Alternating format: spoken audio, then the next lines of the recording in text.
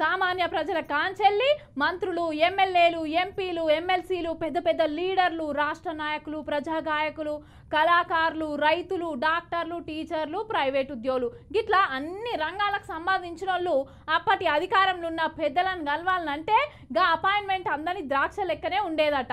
ఇక తిరుపతి ఏడుకొండల వెంకన్న దర్శనమైన ఓ గంట అటు ఇటు ఈలబడితే అయ్యేది కానీ ఇక గీలను గలుసుడు మాత్రం చాలా కష్టం ఉండేదబ్బా. కానీ ఇప్పుడు గీ చిన్నారి పెద్ద ధైర్యం చేసి డైరెక్ట్గా పోయి కలిసింది. ఇంతకు ఎవరినో అనేగా మీ డౌట్ అంతా చూడుర్రి.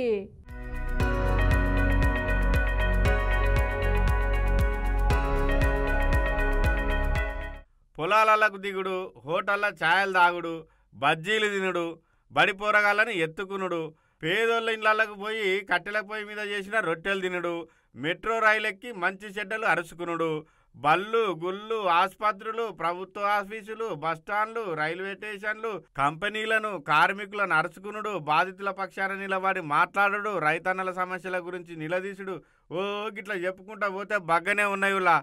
కానీ ఈ పనులన్నీ అధికారంలో ఉన్నప్పుడు చేసింటే మంచిగుండు కదా అనుకుంటాను ఈ ముచ్చట తెలిసిన జనాలు.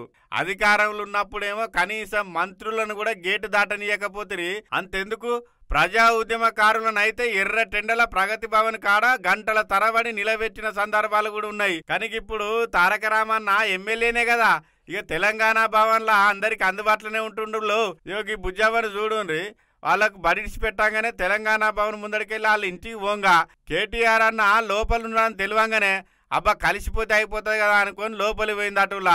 ఇక అక్కడ ఉన్నోళ్ళు ఏంది బుజ్జావా ఎందుకు వచ్చినావు నువ్వు అంటే కేటీఆర్ సార్ను కలుతా అని అన్నదట.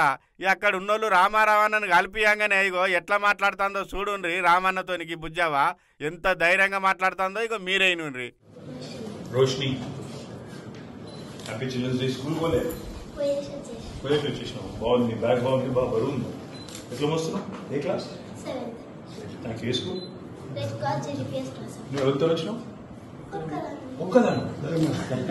ఇంట్రెస్ట్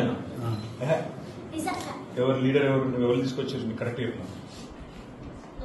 వీళ్ళకి ఇంత ధైర్యం ఎట్లా వచ్చినావు?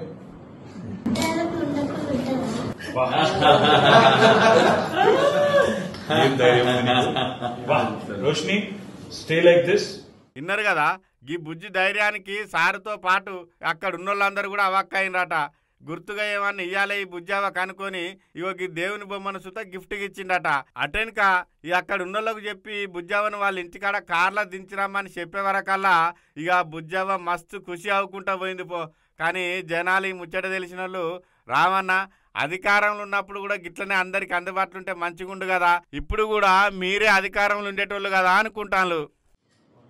All the best Roshini. Bye. ఎట్లా పోతావు మరి? ఏడు ఇల్లు ఎక్కడ?